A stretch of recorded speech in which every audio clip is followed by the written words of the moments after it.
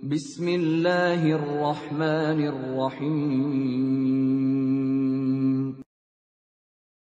Subhanallah ya, itu memang fenomena yang membuat kita bingung. Di Jakarta jumlah umat Islamnya berapa persen sih?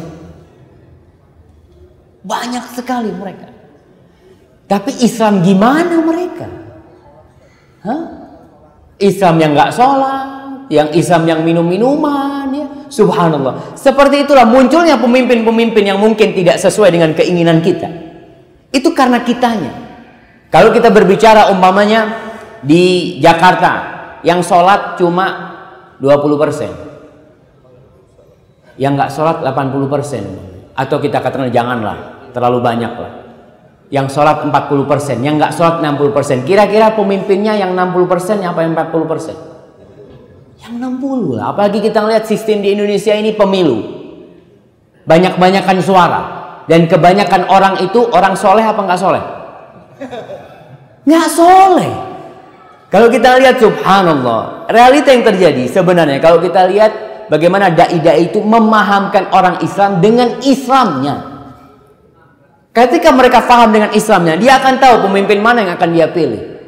Insya Allah dia akan tahu sendiri. Kalau orang Islamnya udah sholat, dia akan cari pemimpin yang sholat paling tidak. Tapi kalau dia umpamanya pemain judi, umpamanya dia lihat, pemimpinnya ini akan melarang judi, anak nggak mau pilih lah. Karena pemimpinnya akan melarang judi, dia akan memilih yang sesuai dengan dia. Allah Subhanahu wa taala mengatakan, "Kadzalika nuwalli ba'dadh zalimina ba'dha bima kanu yaksibun." Begitulah kami jadikan pemimpin-pemimpin yang zalim buat orang-orang yang zalim atas perbuatan dosa mereka.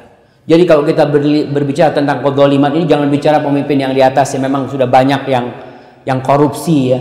Kita lihat seperti itu. Orang-orang itu ketika pemilu mereka dikasih uang 50.000, milih dia. Sampai di Jember itu dulu waktu pemilihan ya yang sebelumnya ada istilah tongkat. Tongkat itu bahasa Madura. Pilih nomor setong seket.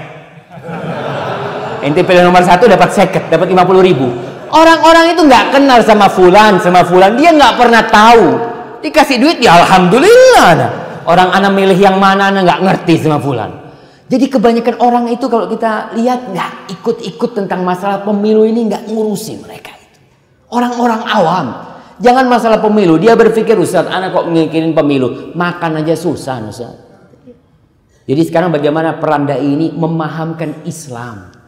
Ketika orang Islamnya ngerti dengan Islam, oh Islam itu seperti ini, dia sholat, dia zakat, dia menjaga syariat Allah. Insya Allah pemimpinnya akan seperti itu. Seorang syekh di kelas pernah ditanya, "Syekh, kita punya pemimpin di Sudan pada waktu. Pemimpin itu zalim, melakukan kemaksiatan ya melegalkan hal-hal yang haram lah seperti itu." Akhirnya ditanya sama syekh, "Kalau pemimpinnya nutup hal-hal yang haram itu, bagaimana masyarakat?" "Masyarakat akan demo," gitu dia. Karena masyarakatnya suka sama yang haram itu. Jadi kata syekh, pemimpinnya ikut rakyat apa rakyatnya ikut pemimpinnya? Ya pemimpinnya ikut kemauan rakyat. Betul jemaah. Bagaimana kita? Pemimpin itu dari kita sebenarnya. Kita yang harus memperbaiki diri kita. Kita yang harus memperbaiki diri kita. Anak-anak kita bagaimana dia mengenal la ilaha illallah. Antum lihat mahasiswa. Mahasiswa ini adalah mungkin tulang punggung negeri kita masa depan. Antum lihat model di kota-kota yang penuh mahasiswa. Tahun 90-an ya, atau hampir 2000-an saya membaca berita 93% apa 97 perempuan-perempuan di fakultas-fakultas itu udah nggak perawat. Mereka hidup di kos-kosan, nggak ada orang tuanya, nggak ada bapaknya, nggak pernah tahu bapaknya kapan tuh anak keluar, kapan anak itu pulang, udah dibuang di sana tuh anak sama dia. Tuh yang bakal mimpin nantinya seperti itu. Mereka yang bakal duduk di sana. Kalau ternyata yang bakal memimpin memang seperti itu ketika mereka kuliah, bagaimana kelaknya pemimpin depan? Maka yang perlu dilakukan tadi peran ulama, peran dai, bagaimana memaham kepada umat tentang Islam yang benar, menjauhi dari pergaulan-pergaulan bebas. Tapi kita di sini perang jemaah. Artinya perang ini perang propaganda. Iblis tidak pernah absen Iblis tidak pernah absen dalam peperangan ini. Dia dengan medianya, dia dengan ya dai-dainya. Kita lihat bagaimana munculnya Islam liberal umpamanya.